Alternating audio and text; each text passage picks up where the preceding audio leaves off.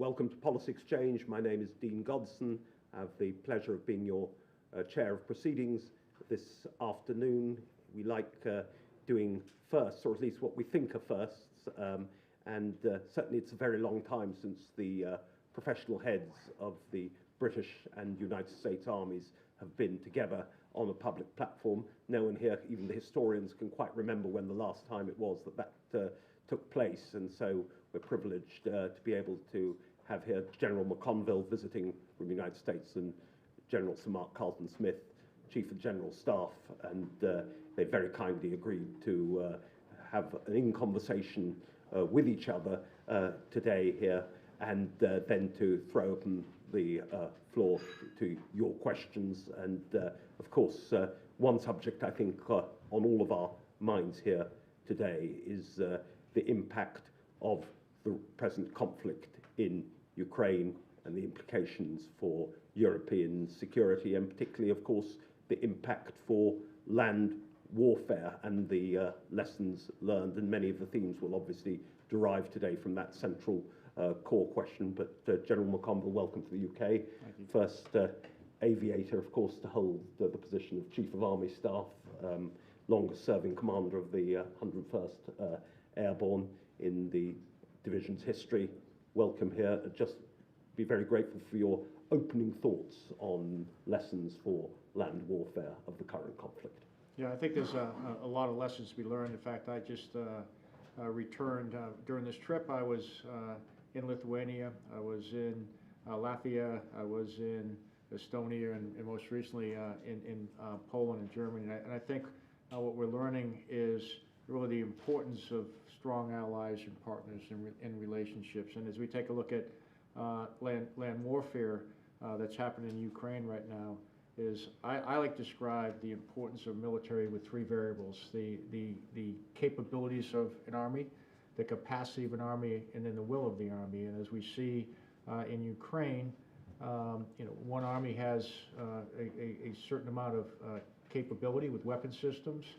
They have a certain amount of capacity with how much they have, and then they have a certain amount of will. And will is really important for armies and land forces, and the support of the population is extremely important, and we're seeing that unfold in Ukraine right now. General Mark. Yes, I mean, I think I would really just add that many had prophesied potentially the end of land manoeuvre as being a viable instrument of warfare. But I think land warfare we're discovering today is not actually an aberration.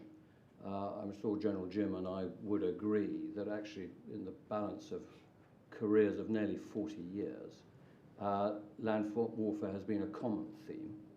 I think the economics of the battlefield, though, do seem to be changing in relation to emerging technologies. And I think what we can see in Ukraine today is a modernized and lethal conventional infantry of Russian capability, finding itself very vulnerable, very expensive, quite exquisite, virtually irreplaceable platforms being destroyed by very much cheaper disposable capabilities.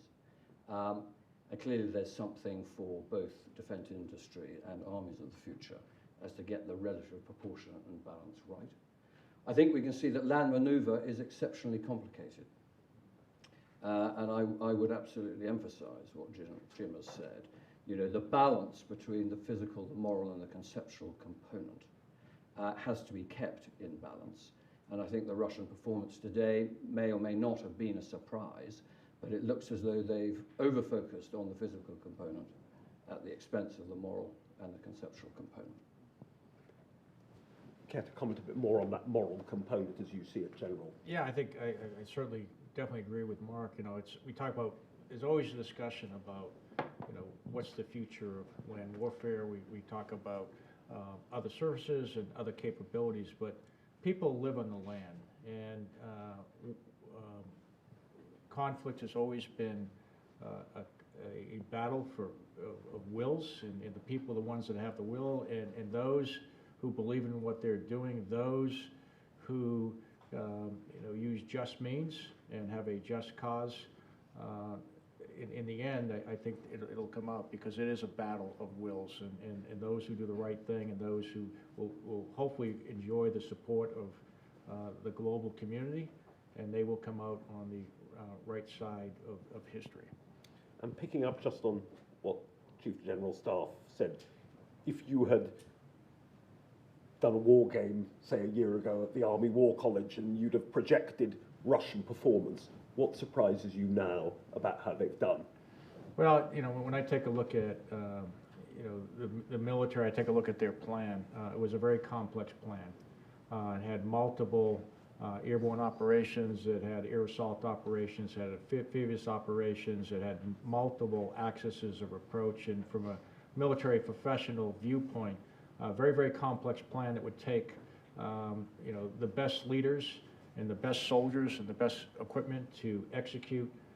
We like to say in our Army that amateurs study tactics and professionals study logistics, and to do an operation like that requires tremendous professional capability to actually support a force like that. So very, very complex plan, and during the first battle, it looks like it did not go the way they would like, and now they are reacting to that, and we will see how the next battle goes.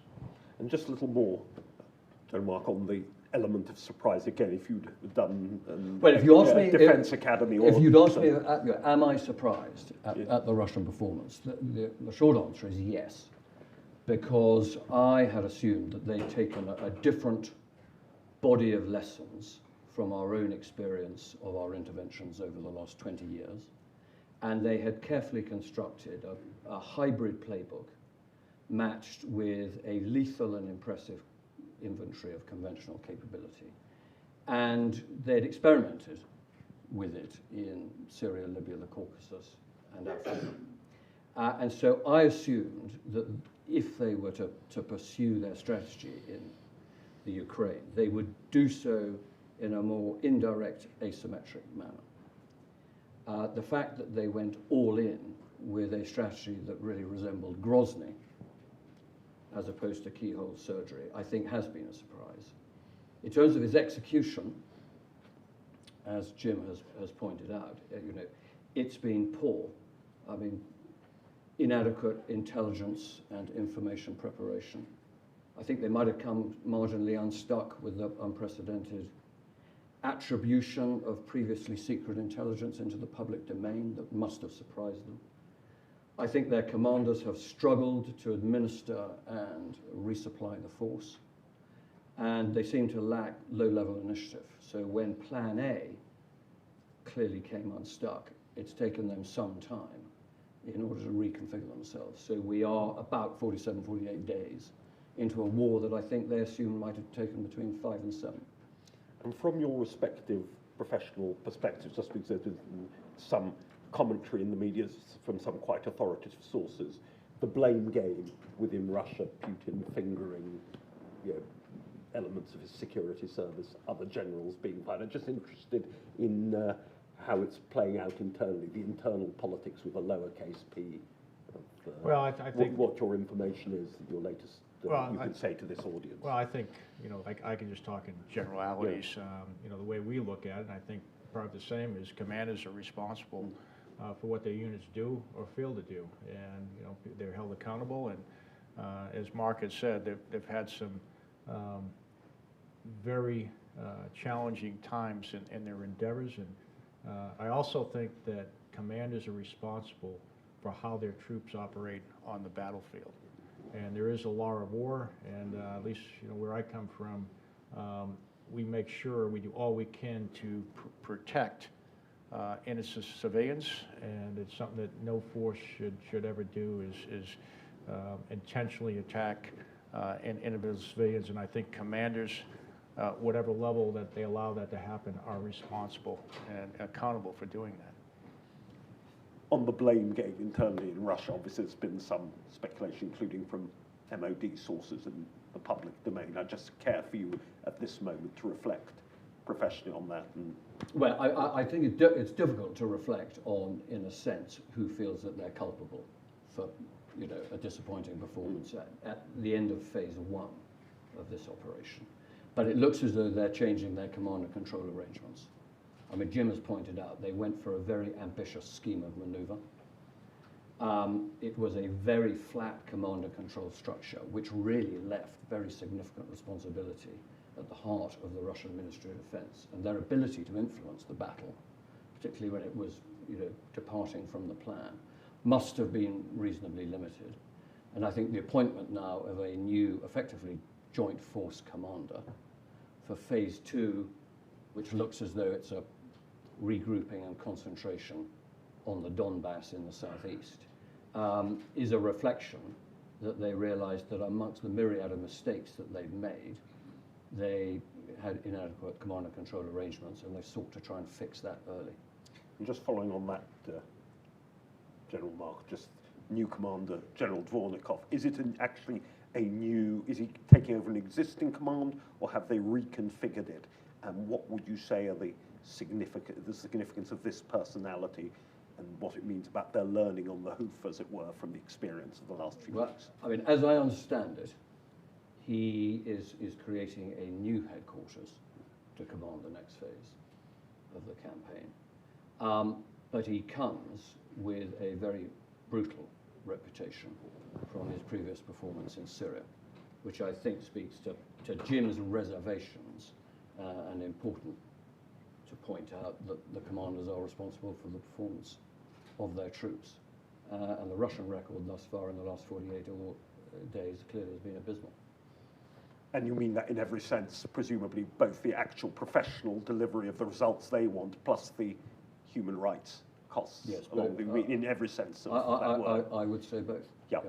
General, your thoughts on that, on General Dvornikov and the meaning of his record in Syria and what that might portend for a change in the character of the campaign now? Well, I just, again, I think, one of the lessons I think they learned was unity of command. You want to have one commander that's responsible for all the forces in their action, and so they're trying to, realign that. But again, that commander is also responsible for what those troops do in the execution of those missions, and should be held responsible if they're not operating, or they give guidance that has troops perpetuating violations of land warfare. And following on from that, just when you look now at the Russians across a range of indices, how tired are they, how ground down are they, and how replenishable are they at this time? Just for an audience of half laymen, half professionals here that we have. Yeah, I think, when I take a look at what many of those forces have been through, they've been out in the cold, it's winter in Ukraine right now. They were pre-positioned for, some of them 30, 60, 90 days before they actually commenced the unprovoked invasion. And they've been fighting and fighting hard. They're fighting in an environment where the people of Ukraine do not want them to be there. And they are very vocal about that. And they are very unsupported. They've had been challenged to get logistics. And so I think they're in a very tough position. I have not had a chance to actually go out and see those troops, but I would think as a military professional, they are very, very challenged with their morale right now. General Mark, your thoughts on that from the UK armies? Well, I think they've taken a hammering. It's difficult to get at an accurate assessment as to, for instance, what we think the Russian casualty figures may be. But we would speculate that they might have had between 10 and 15,000 killed in the first 6 weeks, which is more than they suffered throughout the complete duration of their own Afghan campaign. And if that's the number of being killed, then we're estimating anything between 20 and 30,000 wounded. So those are very significant numbers in terms of reconstituting a capable and motivated force. Those are very difficult numbers, probably, to conceal from the families and the wider Russian public in the scheme of events. I mean, I think they're at an operational pause right now as they regroup for a renewed offensive down in the southeast. Whether that proves to be the decisive battle or not, at the moment we're measuring this campaign in days. I mean, I think we ought to expect to measure it, in months, certainly, if not in the scheme of things, in years.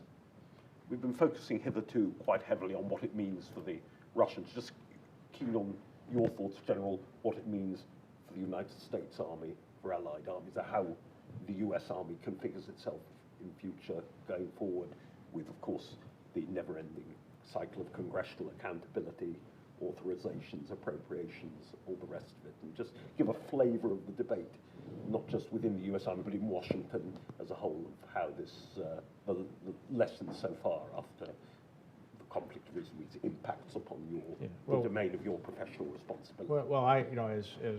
For our Army, we're actually undergoing a transformation. I would argue the largest transformation in 40 years, and as I like to discuss it, I think as armies, or at least our Army, it undergoes a transformation every 40 years. We did it in 1940, right before World War II, when General Marshall actually had my job. We did it in 1980 when I first came into the Army, and at that time, at my West Point graduation, President Reagan gave the Peace Through Strength speech, which was a very famous speech, and quite frankly, that's something that I believe in as a strategy, that we need to have a strong whole government effort. We need to have a strong military. We need to have a strong Army.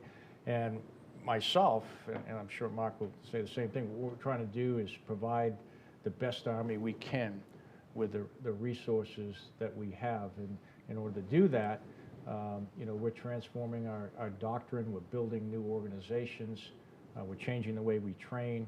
But we're also developing new weapon systems, long-range precision fires, the ability to reach out into, outrange and outgun our potential adversaries, the ability to sink their ships, their ability to use speed and range and this concept of convergence to make us much more lethal on the battlefield. And then just doing the basics. We don't have a conscript Army. We have professional soldiers. And the future battlefield is very complex. And as Mark said, you need soldiers and junior leaders when things go wrong that they can actually think and operate on the battlefield. And so people or soldiers are really your most important weapon system. And then, don't forget logistics and making sure that we have professionals that know how to support the force, and you have plans that are built on logistics before you actually execute them.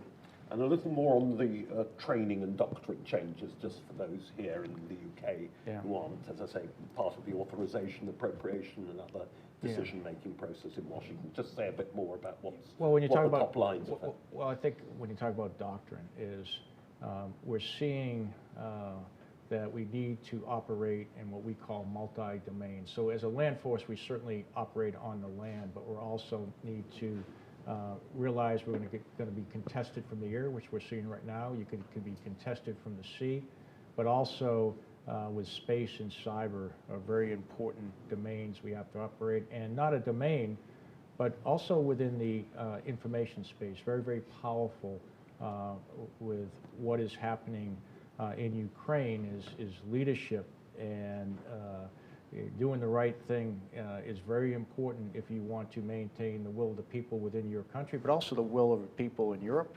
and the United States. Is very, very important how you inform them on what's going on. General Mark, just on the impact for the UK, for the British Army specifically, we've been focusing on the Russians. Well, of course, we've just completed our own integrated review, and one of the leitmotifs that ran through it was that we wanted to be threat-led. I think we correctly identified Russia as an acute threat, but I think we interpreted that as being Russia acting in its sort of hybrid guise, focusing on subversion, disinformation, bots and little green men. This has clearly been a major departure from some of those strategic assumptions, but I think it's gone a long way to underwrite some of the core redefinition of British Army warfighting capability that, through force of circumstance, has remained in abeyance, really, as we prosecuted the specifics of the 9/11 wars, the very heavy emphasis on counterinsurgency and counterterrorism. And of course, we've now got a new generation who are learning that if counterinsurgency was the graduate level of war, major warfighting operations against peer and near peer competitors is the postgraduate level of war. And we're embarked on a major modernization and transformation program to take what effectively was an industrial age organization finding itself confronting an information age problem set, compounded, I think, by the accelerating pace of technological change, which, amongst other things, was outstripping our ability to reapportion resource, to upskill our workforce and contemporize some of our culture. So there's a major program of reform underway, and I would hope that the lessons that are playing out in Europe this year will accelerate, many of the government's plans for the shape, size, role, structure of the British Army, because it seems undoubtedly the case that we're living through the end of the, almost the requiem of the post-Soviet peace. And in terms, just following up a little bit on the quantity versus quality, size of the army and so on, just again, what Ukraine might potentially mean for that, then come on to you, General, for the same question. Well, I think, I mean, Ukraine reminds us that if you're fighting at scale, mass and resilience count. And you may find yourself, of course, not fighting the war you had planned to fight, or indeed you'd wish to fight. Wars have a habit of choosing you, and you end up fighting the war you have no other choice but to fight. And when you're engaged, as Jim has said, land warfare becomes a visceral and lethal contest of will, which is the amalgamation of a manned, trained, equipped, and motivated force. And so when you, test as to, whether the all-up headcount of the British Army, the regular force, is the right size, the size I'm interested in is the critical mass, the mass that I can afford not just to man, but to equip and to train. I think our structure and the growing shopping list of potential outputs in the wake of a redefinition of European defence and deterrence, which I'm sure Ukraine heralds, I think is going to demand more of the field force, and I would like to see greater investment in a larger army. Would you care to say any more on that? I think I've said enough. And been very clear.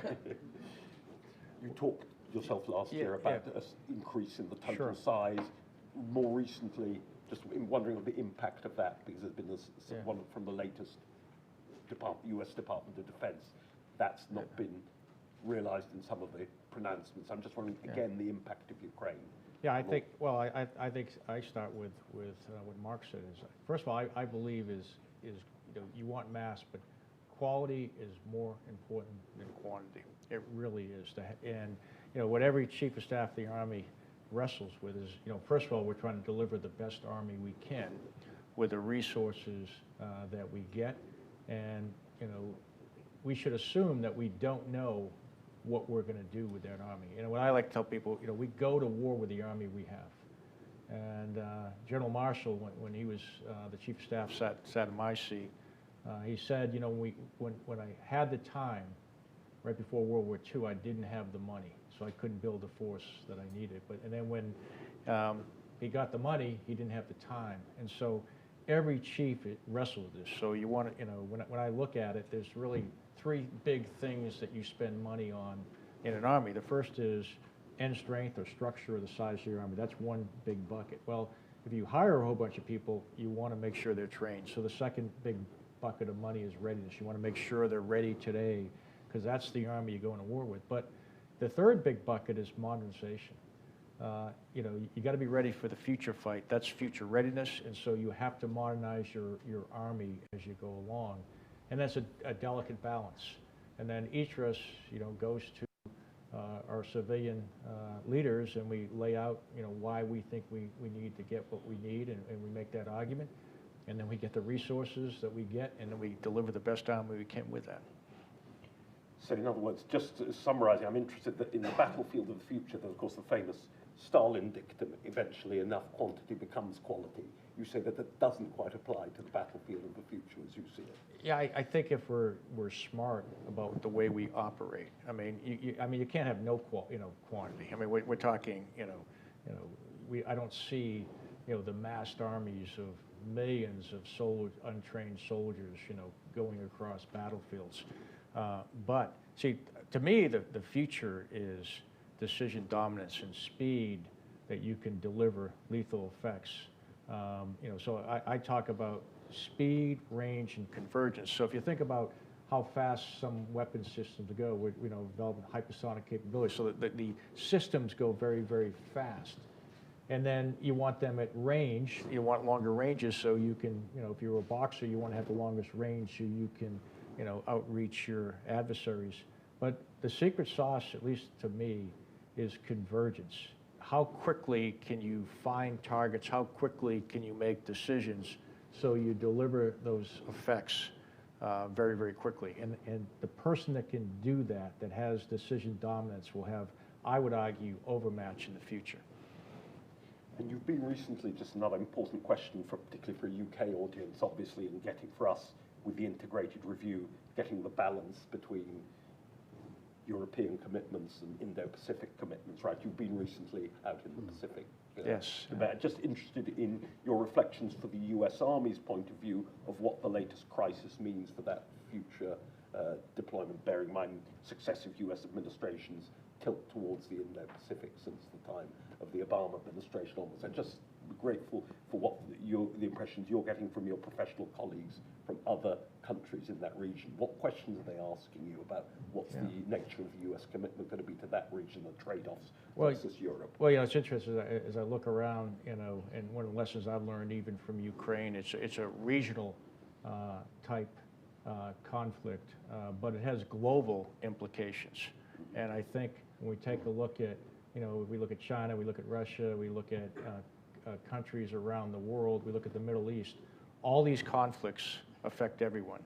So it's in everyone's interest to have a stable and peaceful environment in the world, and figure out how we coexist without a conflict, because even a small conflict can have tremendous impact on everybody else. So it's in their interests to make sure that they don't,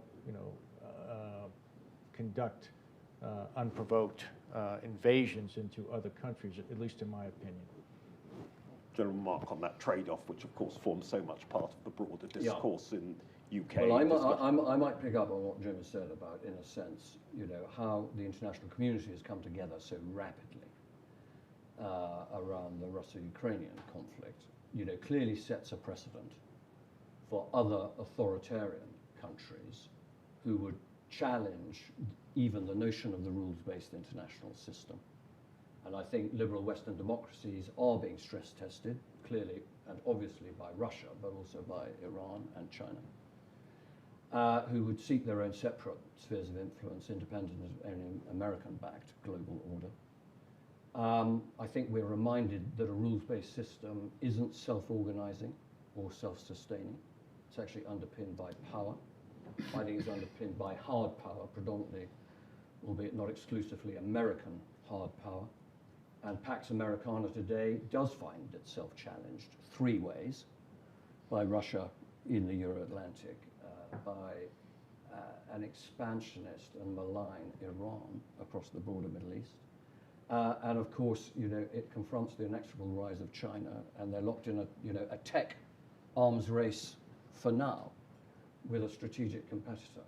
So how we behave in Europe and the efficacy of our own, NATO alliance, I'm sure has got a rubric and an implication for, how these not dissimilar challenges are contained and confronted, across the rest of the globe.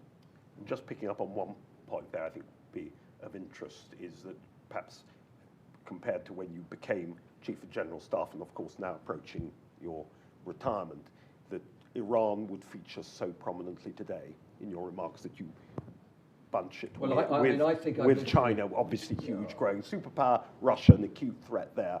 Just interested that you put Iran in that trio.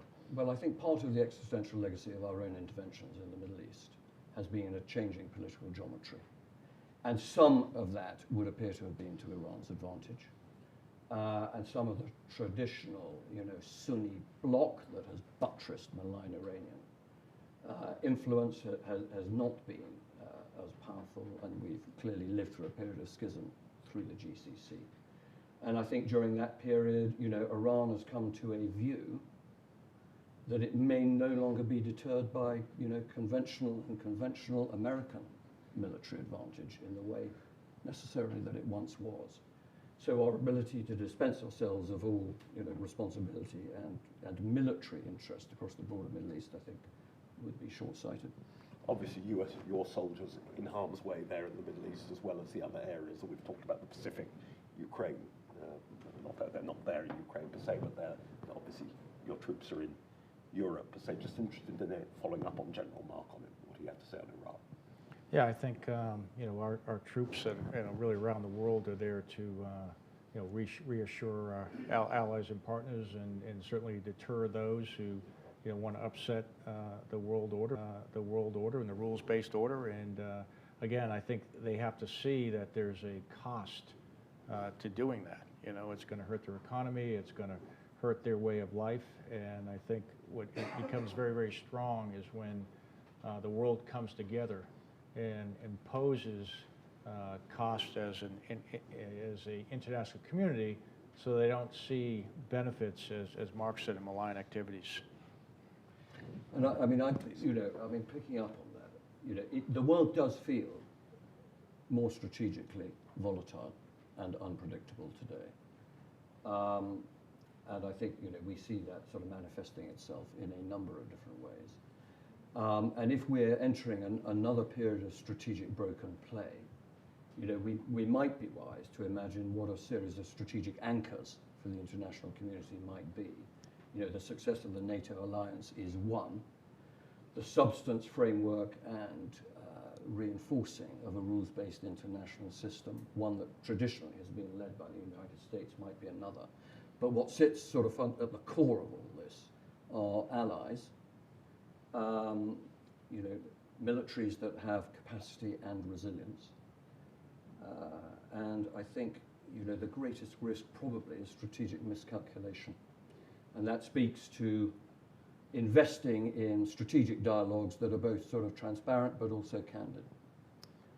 Coming back, because perhaps it's a surprise to Europe, since the end of the Cold War, had been an arc of relative stability, and that might, when we thought about where nuclear war, for example, might break out, we think of certain parts of the Indo-Pacific. India, Pakistan would be an obvious area. Middle East would be within the CENTCOM zone. Asia because of Korea, but I think the surprise recrudescence of heavy ends, very serious threat in Europe is perhaps the biggest surprise of recent years, according to at least by the lights of the conventional wisdom. And ensuring that deterrence that you've described, General, I'm just wondering, several of your US Army colleagues who visited us in recent years have talked about the importance of having a Schengen zone equivalent for the transport, passage of personnel and equipment across Europe. It's difficult to reinforce Eastern Europe from traditional Western European, what was NATO pre-89. I just wonder sort of what progress is being made on that kind of, as we said, a Schengen zone to get personnel and equipment quickly and deployably to reinforce the front line. Yeah, I think there's been a lot of work done over the last couple of years, and as we describe it as a military concept, is setting a theater.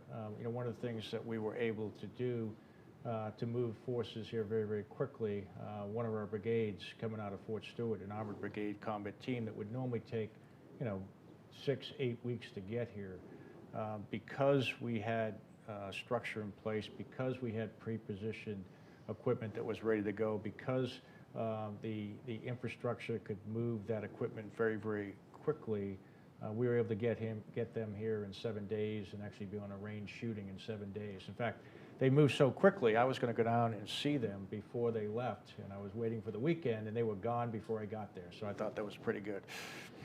General Mark. Well, I think there's always been an emphasis on readiness and deployability, and I think that's just been reinforced with current events. I mean, I'm almost certain that there will be a debate as to how NATO transitions from today's posture to one that more accurately reflects a more challenging and demanding threat from the east, with a line of confrontation that in the last 6 weeks has moved 1,000 kilometres west, and whether we see the creation of a series of new bases, on those frontline states, through which we would expect to pulse troops on a much more regular and persistent basis. None of that would surprise me. And just final question, because we're going to throw open to the audience now, both virtual and in person, because this may be a first, or it certainly is highly unusual to have both of you on a public platform together. Just what the nature of the relationship with the British Army means to you. What's special about it to you? To use a phrase we're forbidden to use, but we use nonetheless. Well, I'll use it. I think it's an extremely special relationship. Mark and I, at our level, have a tremendous relationship. We've all served together over the last 20 years. I was talking to one of his officers who actually served with my son on operations. So there is a tremendous bond between us, and it goes back many, many years. And we have served side by side multiple times together in combat, and there's tremendous respect for the British Army within the United States Army. Some of our best units have come out of the thought process that from the British Army, and I think it is absolutely a very, I'll use the word special, really, but it is a special relationship, and it's a damn good relationship. Yeah. A valedictory thought from you on that? Well, I mean, part of the reason that Jim is here is so we can discuss the anatomy of that deep-seated and vital friendship that binds not just our nations but our armies. And we're fated, I think, by our history and our geography to share, a very similar view of the world and the values and the standards that we protect. Brilliant, thank you. So I can't really see anyone because the lights are so bright. So I shall have to just sort of point. But as all of you know, there's only one house rule here, no question too outrageous. You just have to state your name and organisation first. There's a gentleman there just by the aisle. You're there, Alex, yes. Name and organisation, please. John Speller, Labour Member of Parliament, Defence Minister in the last Labour government, in American terms, ranking minority member on the House of Commons Defence Committee. General Mark expressed a hope and indeed the need for a bigger army. Frankly, at the moment, I'd settle for maintaining the size of the army rather than the treasury-driven cuts which have been criticised right the way across the board in the House of Commons to army numbers. Doesn't the current crisis show the folly of that policy and the need for a very rapid revisiting of it? Very good. I don't know who wants to take that question now. We're not quite like in the old Soviet Union, where generals are also members of the Communist Party, and therefore are qualified politically, but nonetheless, relating to size. Did anyone want to come in of our panelists? Well, I mean, I'll address the question necessarily of size. The figure that came out of the review of 72,500, subsequently amended to 73,000, was not one that was predicated on most of the experimentation and analysis that underpinned the Army's proposition and contribution to the review. But we also have to accept that in terms of building a wider balanced force across not just the traditional environmental domains of land, sea and air, but we needed greater investment in the new, more novel man-made domains, particularly cyber, that this might be the decade in which to take some measured risk against the land campaign and component. I think events have accelerated more than anyone had anticipated, and of course have revealed themselves in a much more dramatic manner. And so, to your point as to whether that represents one of the judgments from the review that would merit reappraisal and additional scrutiny, I can't but agree with you. and I've no doubt it will be, which is certainly, no sense that there will be a change in it. Thank you. I see on remote Right Honourable Lord Howard of Lymm, distinguished former leader of the Conservative Party. Can you hear me, Lord Howard? I can. I hope you can hear me. We hear you loud and clear, I think. Can you hear? It suggested that the current ground conditions in Ukraine at this time of year make it particularly difficult for an invading army. That it's okay in the winter and then in the summer because the ground is hard, but not in the spring. And if the invading army has to stick to the roads, it becomes increasingly vulnerable. Would our distinguished contributors like to comment on that? General McConville. Yeah, I think you make a very good point. Right now, it's raining, it's wet, and if you've had a chance to see how armored vehicles operate in that type of terrain that's very wet and boggy, they tend to spend a lot of time doing recovery operations, and that's going to force them to stay on roads. And when they stay on roads, that gives the defenders an awful lot of opportunities to inflict effects on them, and it takes away their ability that an offensive force would like to maneuver on, and allows them to canalize or channelize them into an axis or approach where they can better defend from. General Mark. Yes, I mean, I think, General Winter is busy handing over to General Mudd. And, it's just another area, I think, in which, the Russian planners have been loose and casual with some of the practical realities of the campaign that they've been embarked on. And they've been casual about the implications of the weather, the impact on the routes, their logistic resupply, and their medical casevac chains. And it's cost them momentum, it's cost them a lot of casualties, and of course it's led them into this operational pause and a major reappraisal as to the objectives of the operation. Thank you. I see a question online. James Landale, diplomatic editor of BBC. James, can you hear me?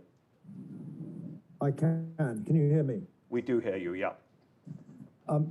Two quick questions, please. One is, have the UK, the US, and other Western powers enough time to resupply Ukraine with enough military support to affect the outcome of the coming battle and offensive in Donbass? And secondly, if I may, if Marine Le Pen wins the French presidency and withdraws France from NATO's integrated military command, what would that mean for NATO itself, but also for the broader Western alliance currently ranged against Russia? Thank you. General McConville. I'm going to stay out of the political one. No, let me just take on the as far as the resupplying. I know and really the many of our NATO partners are working aggressively to make sure that that Ukraine has the necessary weapon systems that they need to defend their country. That's happening right now, and then as far as we think it's very important for what I've seen with NATO is, at least in my opinion, is stronger than ever right now, and from a military standpoint, having strong allies and partners coming together makes us a much more impactful organization. So we appreciate what allies and partners are doing. We're seeing that happen with Ukraine, and I think it's making a difference. General Mark. Yes, I mean, I think with respect to alliance cohesion, I mean, NATO clearly is now working hard to redefine and reclassify what contemporary defence and deterrence is going to mean in the light of the Ukrainian war, with the potential for very much more money across continental Europe. Whether that leads to the resurfacing of debates around European defence initiatives, remains to be seen. I think most countries that I visit recognise the very significant advantage of belonging to NATO. Ukraine today would wish to belong to NATO. There may be countries in the high north or the northern flank who are close to determining that indeed they need to belong to NATO. it would be a strange moment in Europe's history for a major defence player such as France to decide to weaken the sinews and the bonds of the NATO alliance that has served its members so very well for as long as it has. Thank you. A lot of people want to ask questions. I might just ask for people to ask them in batches, if you don't mind. Two ladies at the front there, please. Name and organisation, please. Thank you. Hi, Lutika Burke from the Sydney Morning Herald. What would your advice be to Taiwan and to countries like mine, Australia, in the event of a Chinese takeover of Taiwan and Australia possibly being called upon to deliver the sort of assistance that the UK and the US has to Ukraine? Sophie de Schwartz, we're going to capital strategy. I just wanted to ask two quick points, little quick issues. One is, how worried should we be about the threat of nuclear war from Russia? And the second one is, how worried should we be about Russia's approach to Finland at the moment with that NATO question? And gentleman behind you, I think, wanted to question somebody. Simon Mail, former soldier. It's very difficult, frankly, to see any outcome other than a stalemate. And to my mind, it just looks like the Russians, with their capability and capacity, will get their basic aims, which is the Donbass and a land route to Crimea, which basically will condemn us to a very long stalemate, awful stalemate. Globalization on the retreat, cost of living crisis, and the requirement, frankly, to populations in the West to be educated about the burden we're going to have to bear on that. And I wonder if we feel that political debate has begun yet properly in earnest about the price of protecting our freedoms and the quality of life we have. General Monk. Well, it might be sensible for me to leave Taiwan to Jim. If I tackle it in reverse order, Simon, I think I agree your diagnosis that probably at this range the most likely immediate and interim outcome is a military tactical stalemate in the Donbass, with a Russian regime able potentially to claim some measure of success, and that potentially acting as a possible launch point for a subsequent campaign. So I don't think the international community, and Europe of course, is going to be able to live comfortably with a frozen conflict in Ukraine at all. As to whether we think the political debate has already started, as to the extent to which additional defence, but actually the wider costs associated with national resilience in the round. I think one of the lessons that potentially we began to learn through the pandemic was that we need a much more expansive discussion around security and defence, because actually our national security is as much the product of available and clean energy, the integrity of our 5G digital networks, in time the application of artificial intelligence, the onshoring of sensitive supply chains and strategic stockpiling, as it is with conventional military capability. And getting that balance right is a debate that I don't think necessarily has run its full course. General.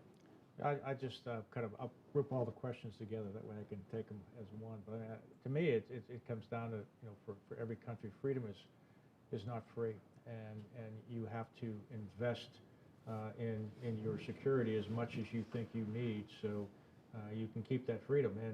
And really, for the global environment, having a world order that is based on each country having the freedom they need impacts everybody. So you talked about it's almost like an insurance policy. Do you want to spend your money up front to make sure you don't have a conflict and you can deter, or do you spend your money later? And I would suggest to every country that they take a hard look at their whether it's Taiwan or it's Ukraine or anywhere, and are your people willing to defend their country? Do they believe in the system that they have? Are they willing to die for their country? And and that kind of sets the stage for the type of relationship that we and the rest of the world can come. But if a country itself doesn't believe in what they want to do, or their people are not willing to defend their country, then that makes it very, very challenging for people to help them in that situation. And to me, there is value in having organizations that share the same values for the world and believe the same world order. And when they come together, there's a lot of strength in doing that. And it's not just a military response. There's certainly diplomacy, there's certain economic, and there's certain information things that can be done to get a whole of really global effort to get after these type of problem sets. It's not just necessarily a military problem. Thank you. One more batch of questions, please. I know there are a lot of people with their hands up, and I'm trying to. Gentleman at the front, gentleman at the very back, and gentleman there and gentleman there in the front. Name and organisation, that's the only condition. Karen Bill-Moria, member of the House of Lords for the last 16 years and president of the Confederation of British Industry. Thank you both, Generals, for that fantastic presentation. And General Mark, if I may, you mentioned critical mass. I went yesterday to the funeral of Field Marshal Sir John Chappell, who was in your position in the First Gulf War. To my memory, it was 300,000 was the strength of our army then. My father was Central Army Commander in India, 350,000. So what would be the critical mass in today's terms that you, if I could put you, pin you down for a number? Secondly, you mentioned NATO. Finland and Sweden are likely to join NATO. How likely is that to happen? And finally, the Australia question, is it possible for the UK to join Quad? And then we square the circle around the world and have that extra security alliance. Thank you. Gentleman at the back, very. Name and organisation, please. Ian Morling, Winchester Partners. To follow on from what you were saying about the stalemate, surely defeating Putin is the only way to undo the stalemate, and in fact will have immense implications for the rest of what NATO does. And given his psychology, the only way that he will be defeated is Ukraine defeating him, maybe even pushing him further out. What has to be done now to get Ukraine the material that it needs to defeat Putin? Because it seems to me it's the only solution for the stalemate, and the stalemate is going to be horrendous for us all. Two further questions here in the front, towards the front of the aisle, left and right sides, please. John Wilkin, chairman of the Selson Group.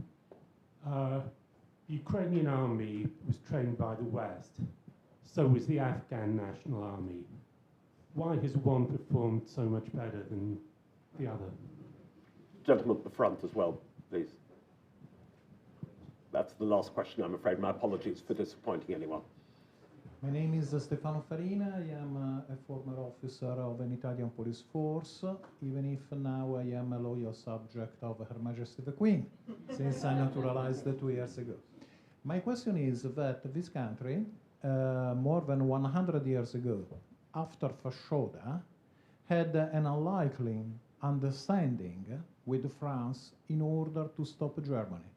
Do you think that in the coming years we could have an understanding with Russia in order to stop China? General. Where do I start? Okay. Well, let me again, I like to talk in generalities because I can hit a lot of the questions that we talked about. Again, I take a look at training armies, and that's why I go back to what does is the country itself willing to commit their young men and women to defend the country. And I think Ukraine is an example of, first of all, how leadership matters. So leaders stayed in the country. The youth of the country was required to stay. They wanted to stay. You talk about a collective security response. They stayed. Women and children left, and the military-aged men stayed and defended their country. And there was a feeling within that country that the right thing to do was you had to stay. And if there were men that left, they were almost in a position where people asked them, why aren't you staying to defend your country? And so they do have some capabilities. Not maybe, what they certainly want more. We're providing that. So, but they're very effective with javelins, very effective with stingers, very effective with the tank capability, which is and they have been trained too. We've been training in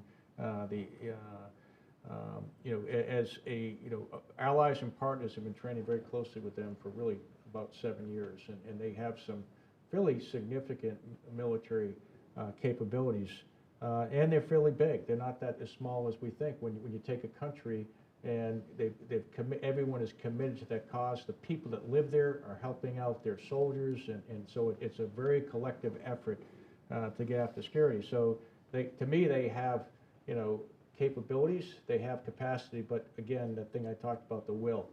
And when you take a look at other armies that have had challenges, when you look at the Russian army with conscripts, do they have the will to fight? And if they're not willing to fight, you can give them the best equipment, you can have the most soldiers, and you will not be successful. And that's why, as you build your armies, and that's very important. But the other thing, because a couple other questions, who should join NATO, how many people? I'm a believer in peace through strength.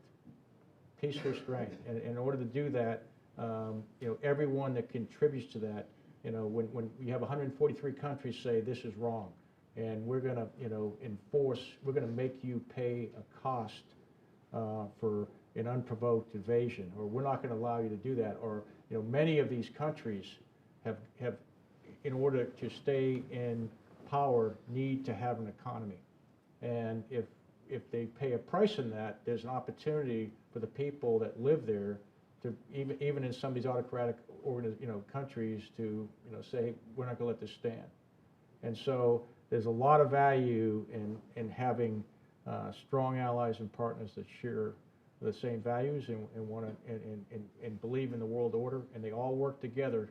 It's in all their interests to make sure the world order is preserved. And it can't be one country; it has to be, multiple countries to make that happen. General Mark, last word from the home team. Well, I mean, to Lord Billamoria's point, I mean, I like a balanced land force of about 110,000, which is the regular and reserve component in combination. And that would give depth and resilience to our current structure, which is, I think, what's needed. Which takes us back to an earlier point from John Speller, which really is his start point, which was sustaining manning to underpin the current army's headcount. I mean, in a sense, what now needs to be done with Ukraine? Well, they're in an arms race. So as much as can be flowed forward as fast as possible to give them a fighting chance with whatever comes next. I think, the Russian regime will only become more vulnerable if they suffer an additional military reverse in the Ukraine. And if we can telescope the truth to the Russian public. Many of whom, of course, still won't know what's being done in their name. I think I heard over the last couple of days that 2/3 of the world's population, live in countries who have not criticised Putin's actions in the Ukraine. So that's a major job of work.